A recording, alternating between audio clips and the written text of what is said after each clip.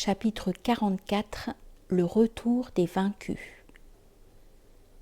L'armée des Quraysh regagna la Mecque par petits groupes, précédés ou suivis par des hommes qui cheminaient isolément. L'un des premiers arrivés fut le Hachimite Abu Sufyan, dont le frère Naufal avait été fait prisonnier. L'hostilité d'Abu Sufyan envers la nouvelle religion l'avait poussé à écrire des vers pour la vilipender, en même temps que son cousin et frère de lait, le prophète. Cependant, l'expérience de Badr l'avait fortement ébranlé. Sa première pensée fut d'aller rendre visite à la Kaaba, et il y trouva son oncle Abu Lahab, qui était assis dans la vaste tente connue sous l'appellation de tente de Zemzem. Aperçant son neveu, Abu Lahab lui demanda de venir près de lui et de lui raconter les derniers événements.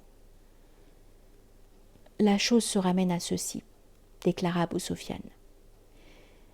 Nous avons rencontré l'ennemi, nous lui avons tourné le dos, et il nous a mis en déroute ou a fait des prisonniers comme il l'entendait.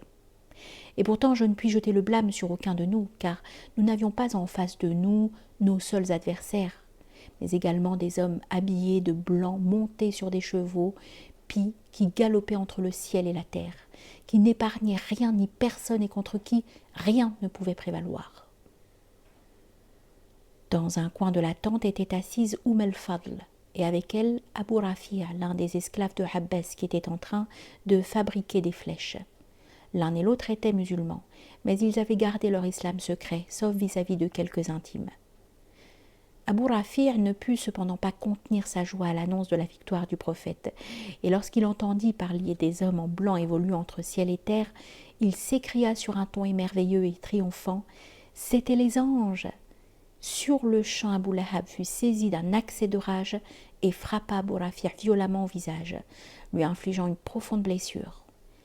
L'esclave tenta de se défendre, mais il était léger et faible, et Abu Lahab, plus robuste et corpulent, eut au fait de le jeter à terre, de s'agenouiller sur lui et de lui rouer de coups. el-Fadl se saisit alors d'un pieu en bois qui servait parfois à renforcer les piquets de la tente, et de toutes ses forces, elle en asséna un coup sur la tête de son beau-frère, lui ouvrant la peau et la chair en une profonde entaille qui ne devait jamais guérir. « Le traiteras-tu comme un vaurien » s'écria-t-elle, « parce que son maître est absent et ne peut pas le protéger ?» La blessure s'infecta, et dans la semaine qui suivit, le corps entier d'Abu Lahab se couvrit de pustules purulentes dont il mourut. Alors que les nouvelles de la bataille continuaient d'arriver et que les familles endeuillées commençaient à pleurer leurs morts, une décision fut prise au sein de l'Assemblée, demandant aux familles de ne pas se livrer à des manifestations de chagrin trop voyantes. Mohammed et ses compagnons, leur dit-on, en auraient vent et se réjouiraient. Quant aux proches parents des captifs, ils furent instamment priés d'attendre quelque temps avant d'envoyer à Yathrib des offres de rançon. Du fait de la mort de tant d'hommes éminents, l'Umayyad Abu Sufyan était devenu aux yeux de beaucoup le grand chef des Quraysh. Et comme pour donner l'exemple, il déclara à propos de ses deux fils, Hanzala et Amr, dont le premier avait été tué et le second fait prisonnier, « Devrais-je souffrir la double perte de mon sang et de ma richesse ? Ils ont tué Hanzala et je devrais maintenant racheter Amr. Qu'ils restent donc avec eux, qu'ils le gardent aussi longtemps qu'ils voudront. » Hind, la bouillante épouse d'Abu Sufyan, n'était la mère ni de Hanzala ni de Amr, mais dès le début de la bataille, elle avait perdu son père Utba et son oncle Shayba et son frère Walid. Et tout en retenant ses lamentations, elle fit le vœu que, lorsque les Quraysh prendraient leur revanche sur l'armée musulmane, ce qui ne manquerait pas d'arriver, elle mangerait cru le foie de Hamza, qui avait tué son oncle et avait donné à son père le coup mortel.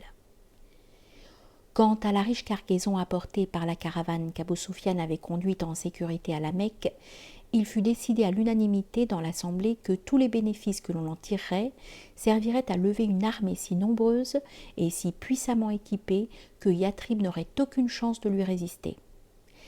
Les femmes, cette fois, seraient aussi de l'expédition, afin de stimuler les hommes et de les inciter à se surpasser en actes de bravoure.